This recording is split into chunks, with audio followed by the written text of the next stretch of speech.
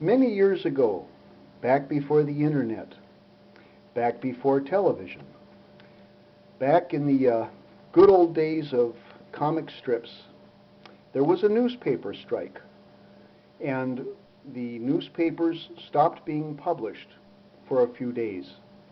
Unfortunately, one of the most popular comic strips of the time had just reached a high point in its story when the newspapers ceased to be available. The mayor of one of our major metropolitan cities actually got the comic strips that would not be published that day and read them over the radio so that faithful viewers could know what was happening with their favorite comic strip characters. In that proud tradition, this is middle-aged cartoonist, the creator and owner of the comic strip Superwoman, the Mighty EnergyGirl. I've been working on reconditioning the very first EnergyGirl comic book of the current volume, and I would like to, because I cannot animate it, read it to you.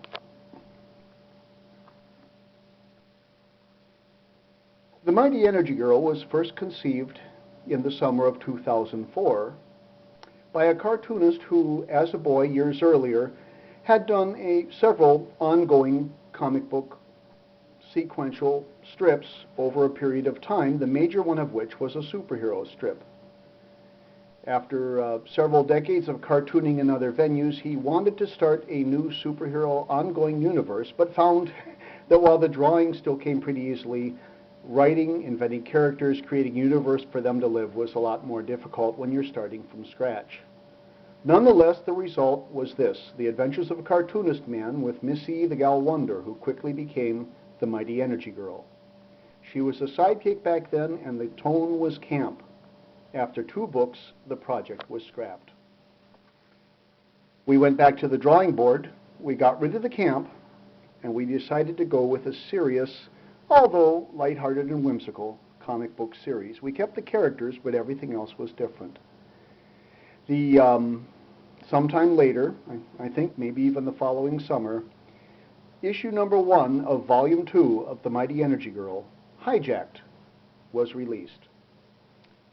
We are now working on issue number 30, but I've gradually been going back and reconditioning the masters for the older issues, and I would like to read to you issue number 1 as it has been and is being reconditioned.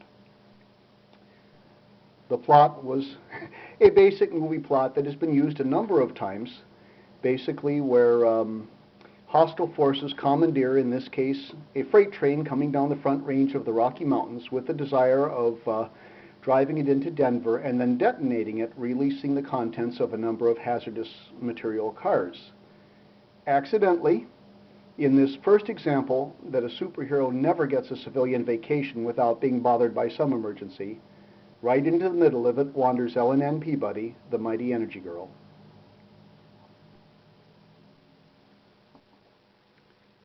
As has been said on other videos, we always begin with a bio page.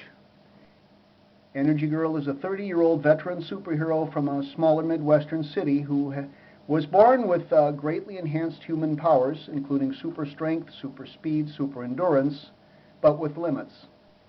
She was commissioned as a superhero at age 18, and today we find her in, at this point, her late 40s. The comic book, as all of my comic books, is rated PG.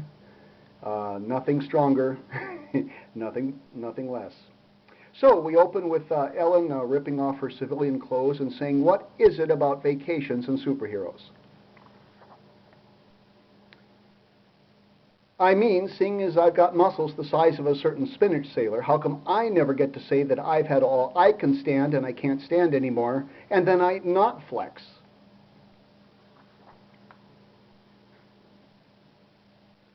Vacation trip to Denver, runaway train. By the way, this is an anachronism. That's the story we're about to read. Vacation trip to Florida, attacked by alligator aliens. Vacation trip to Wisconsin Dells, had to restore a destroyed lake. Even Funny Ridge Care Home on a Sunday afternoon, I had to KO a space dinosaur. And now this, I can't even enjoy a simple bus tour.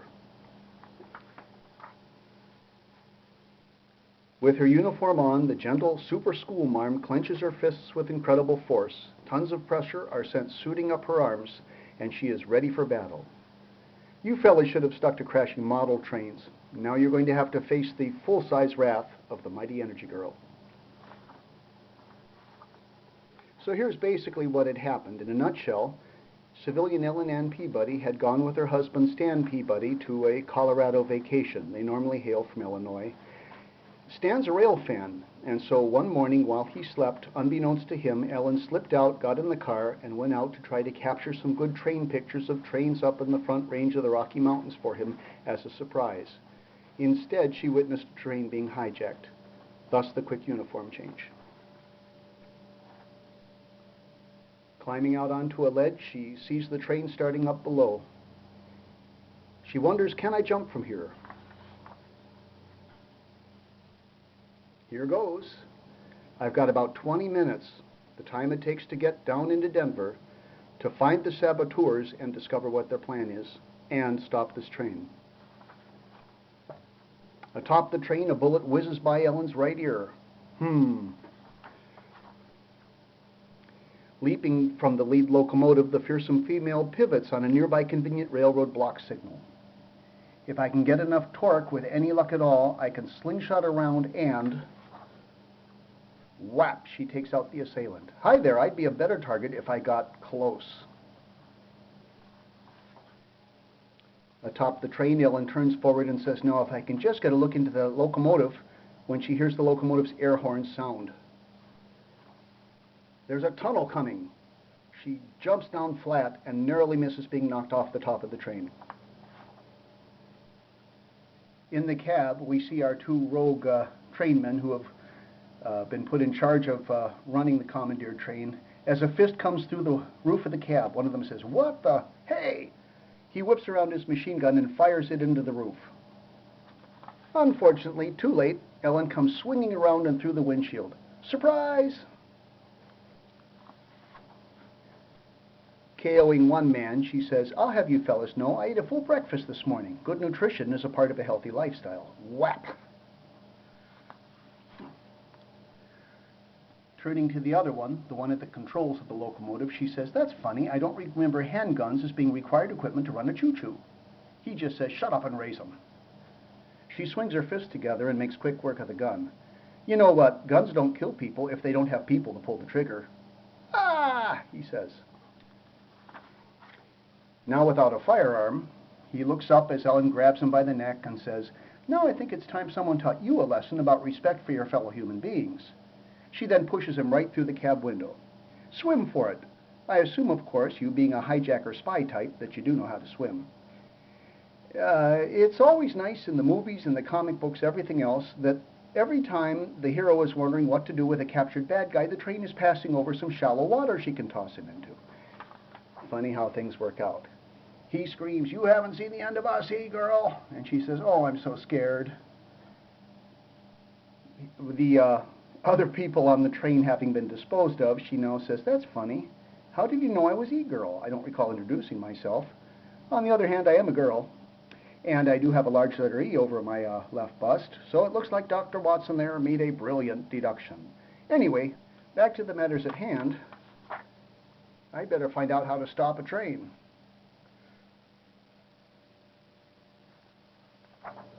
Meanwhile, down in the railroad's dispatching center, which probably is in another state these days, we see the tracks up on the board and the dispatchers working, and obviously the military has arrived and is questioning them, and one of them is responding, that's correct.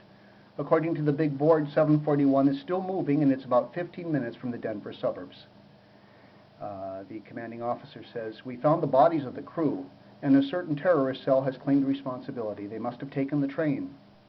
Back on the train, Ellen is surveying the loads behind the locomotive as the train comes around a curve and says, there's got to be something explosive, hazardous, or chemical on this train. Otherwise, why would the terrorists have picked this one?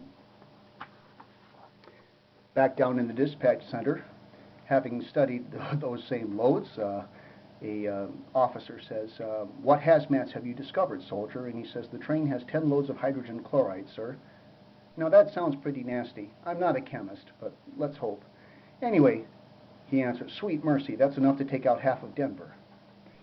Back on the train, Ellen is watching the tracks roar by and says, "I can't derail this train. The resulting chemical cloud could still drift east with the prevailing winds. And if I just stop the train, the terrorists will figure it out eventually and detonate it anyway. What in the world am I going to do?" Suddenly, she has an idea. She races to the rear locomotive, reaches down over the coupler, and says, "The cut lever, that's it." This is where it comes in handy to have a husband who's a rail fan. Pulling the cut lever up, which pulls the pin out of the coupler, she says, "I remember Stan telling me that if the train uncouples, the air brakes will set and the car will stop. That is, if the terrorists haven't bled out all the air." Well, here goes nothing. With her super strength, she yanks up, the cut lever gives, the train uncouples with a loud sound that I can't make. Ellen watches the long line of cars grind to a stop as the air brakes apply and says, "Ha ha! Now I just got to get back to stop that locomotive, then get back to the train, find out which cars have the hazmat stuff to defuse any explosives, and do it all before the terrorists figure out I'm onto them." The train is still moving, however, though, and Ellen says, "I've only got seconds. Every moment I delay, we're getting further away from the rest of the train, and I can't just jump off and let the engines run loose, or they'll eventually collide with something else. Somehow I've got to get them off the track." Now, Ellen has super strength, but it is not limitless. She can lift about 250 tons max, about the weight of one decent railroad locomotive. So she climbs down onto the platform, watching the tracks roaring by, and says, "If I can just jump and then turn and lift all at the same time." Okay, girl, now think strong. Focus, focus, leap. She leaps off, grabs the locomotive, and tosses with all her might. The lead engine skews off the tracks, and then all three of them jackknife. Ellen barely gets clear as they pile into the ground. There should be some really neat-sounding smashing sounds here, but it's kind of late, so you'll just have to imagine those. The three engines on their side and smoke billowing into the air, Ellen says, "There's no time to sit and watch the pyrotechnics. I've got a train to catch. With every second I delay, the terrorists are closer to pressing the button." So she's able to sprint at about 70 miles an hour, so in just a couple minutes she's back to the train. She starts looking over each car, and then on a tank car she finds it, plastic explosives. Ellen says, "I bet I'll find one of these on every tank car on this train. I'm going to have to walk the whole train just to find every one, and that would take an hour, let alone time to disarm them, and I don't have an hour." Meanwhile, somewhere inside a van, the terrorists are saying, "Our radar indicates that our quarry's no longer moving," and the head terrorist says, "Then we must detonate now."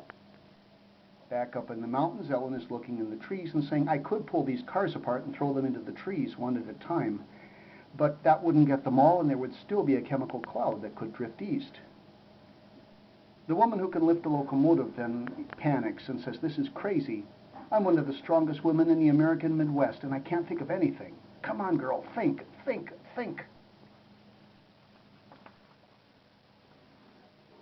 Gazing forlornly at Denver, showing through an opening in the trees in the distant valley, Ellen says, "I've got super strength, I've got speed, I've got wits, but I don't have the right power to defuse all the tank cars in time. Denver is sunk." And then she has a revelation, but before that will make any sense, I need to tell you a little bit about Ellen's husband. Ellen, otherwise known as the mighty EnergyGirl, was born with her fantastic powers. Her husband is a mere mortal. He does, however, have one teeny tiny superpower, kind of a quirky one, that he got in an industrial accident while in his early 20s, in the oil field home he grew up in. You see, Stan once was cartoonist man. He is able to, by drawing cartoons, alter reality itself, but only for a few moments at a time, and then it snaps back to its normal, what it should be. Obviously, there's not enough there to build a superhero career on, and so Stan would rather be a civilian. However, Ellen has a cell phone, and that quirky little ability does come in handy at times. She says, "Wait a minute, what do you mean I don't have the right superpowers? I'm married to a cartoonist man. Gosh, I hope my cell phone still works." So she pulls out her cell phone. Meanwhile, Stan, in typical husband fashion, totally unaware that there's an emergency going on, is sitting down to dinner and wondering why his wife didn't show up. His gracious host says, "Where is Ellen? I can't hold off serving the meal much longer." And Stan says, "I don't know. I thought she said something yesterday about driving up into the mountains for some sort of surprise, but I still haven't heard from." And then his phone rings. Now, Stan's been having all kinds of railroad fun all day while his wife has been out saving the world, and so he says, "Oh, hi, honey, it's you. Guess what? I got to visit this great hobby store and this great museum, and this is not a social call." Now it's quiet on the other end, and so Ellen says, "Listen carefully. I want you to get your drawing pad and give me a 10-octave voice and super projection now." Okay, now listen carefully as I give you these further instructions. While still standing in front of two of the tank cars, Ellen lets out a high-pitched scream. One by one, the plastic explosives seem to detonate, but nothing happens. Pop, pop, pop, pop, pop, right down the train. What she's done is fry the electronic detonators. Unaware of this, the terrorists think the train is detonated and start rejoicing. So does Ellen. "I can't believe it. I just got the detonators to fry and not one of the bombs went off. Well, I guess I'd better call the Army and have them send the demolition experts to remove these explosives. Then I'd better call the railroad and explain to them they're going to need to buy 3 brand new locomotives. And then I better call my brother-in-law and explain why I didn't show up for supper." Now, this is probably the world's worst drawing of the Air Force Academy in Colorado Springs. But here, it looks like everything turned out happily. All the Air Force guys are out in formation, and their commander is saluting Ellen and saying, "E-girl, we don't know who you are or where you are from, but we're grateful and glad you're on our side. You'd make one heck of a secret weapon for the Air Force." Ellen salutes back respectfully and says, "I'm sorry, General. I work strictly as a civilian." At last, she shows up in civilian clothes back at home. Her husband Stan says, "Boy, was that a full day. A few more days of vacation like this, and I'm going to be plumb tuckered out." "You must have had a full day too, hon. Anything to report?" Ellen sighs and says, "Stan, you don't know the half of it. However," and see, she's got them back already, "I did get you some pretty decent train pictures." The end. Now, for those of you that are younger, this was drawn before there was digital photography. You had to take your film camera and send the film in and wait for the pictures to come back. And of course, for us older dudes, we remember back when it wasn't even 1 hour. You could wait up to 2 weeks to get your pictures back. So Ellen is very lucky, but she's got developed film pictures in her hand. And so Stan gets his prize, Ellen gets to sleep knowing that the world is safe, and we are off and running on Volume 2, Issue number 1 of the Mighty EnergyGirl. So, usually we end with some sort of closing shot like this. This is a picture of some of the major characters in the comic strip series I've done over my lifetime, of which EnergyGirl is the most recent one. And then we like to end with our back cover with something a little humorous. Here we just basically have Ellen giving a thumbs up and saying, "You go, girl." That's not exactly her slogan, but hey, it works. Isn't she a cheerful super gal? Just as long as you're not a bad guy and you don't get her mad. So, nobody went on strike. No newspapers stopped publishing, because I'm not even in the newspapers in the first place. But I hope you've enjoyed this on-the-air reading of Issue number 1, Volume 2, Vintage 2006, of The Mighty Energy Woman. Story, characters, etc., etc. Copyright Ken Bailey, Sheboygan, Wisconsin. Have a nice evening.